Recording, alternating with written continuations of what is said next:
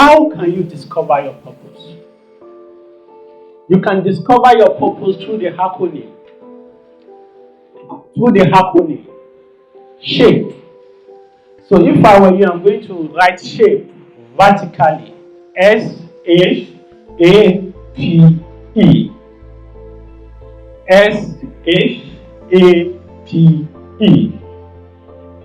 And S stands for skills. What skills do you possess? Do you possess communication skills? Do you possess leadership skills? Management skills? Interpersonal skills? Organizational skills? What skills do you possess? Next is, what do you hate so much that you are determined to make a difference? Some people hate dirty environment. Maybe their own creative potential is in laundry business. Some people hate the way the direction this country is moving. Maybe their own creative potential is in leadership. Me, I hate people being ignorant about what it takes to live a good life. What it takes to live a good life are developing some habits and applying those information. So sometimes what you hate can pinpoint you to your creative potential. Then the next thing is, what ability do you have? Do you have the ability to draw, to write, to design, to notice trend, to build things, to create things, to innovate things? What abilities do you possess? Then what are you passionate about?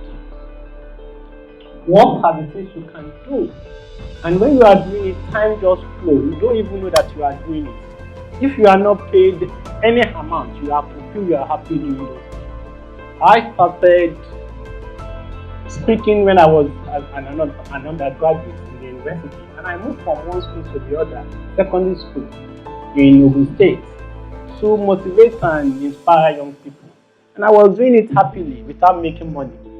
But today, I make most money from speaking than from pharmacy. So sometimes what you are passionate about can pinpoint you to your creative potential. Then finally, what experiences have you had in the past that people said that you are so good at doing this compared to others? For me, for the past 12 years, people have told me that you are so good in motivating, inspiring, and helping people to become better. So that pinpoints you to what you are good at.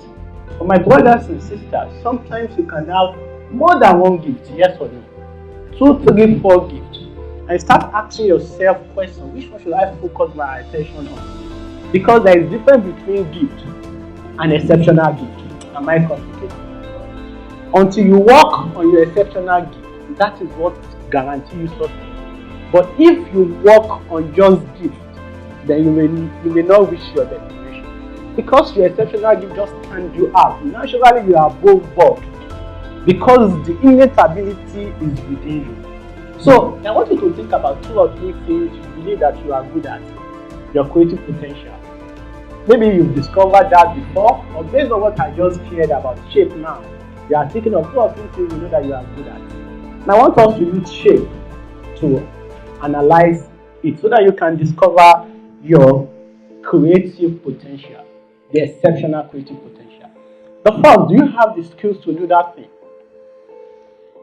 Do you hate a particular aspect of that thing that you want to make a difference and you are determined to make a difference?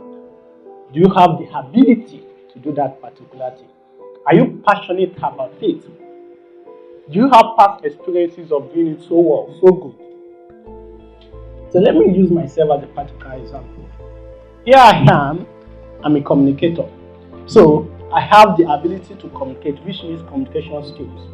And other communication skills, we have many other skills, yes or no? Writing skills, I've authored some books. Speaking skills, I'm speaking with you. Coaching skills, listening skills, communication skills.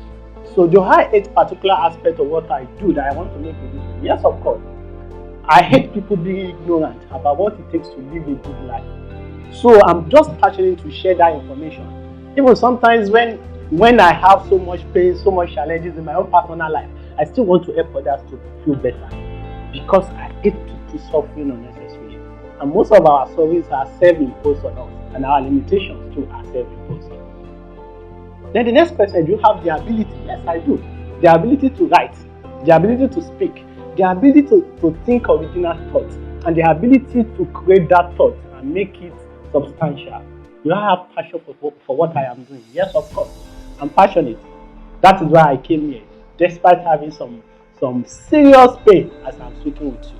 So passion will make you do what you need to do. When you need to do it, then you have past experiences in doing this work.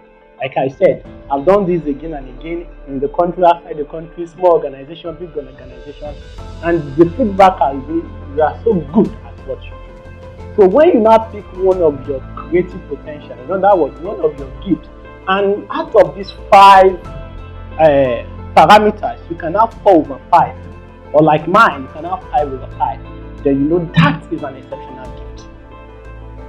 So, ladies and gentlemen, it is one thing to discover your gift, but it is another thing to develop it. There are many people who have discovered their gift, but they lack the discipline to work on that gift so that they can turn it into a blessing for others. Instead of working on their gift, they prefer to gossip with people who do not have what they have, go to party, waste time, waste resources, because they don't know what it takes to develop gift. Ladies and gentlemen, it takes enormous effort to turn that your gift to a blessing, because it is a raw gift, it is a raw talent.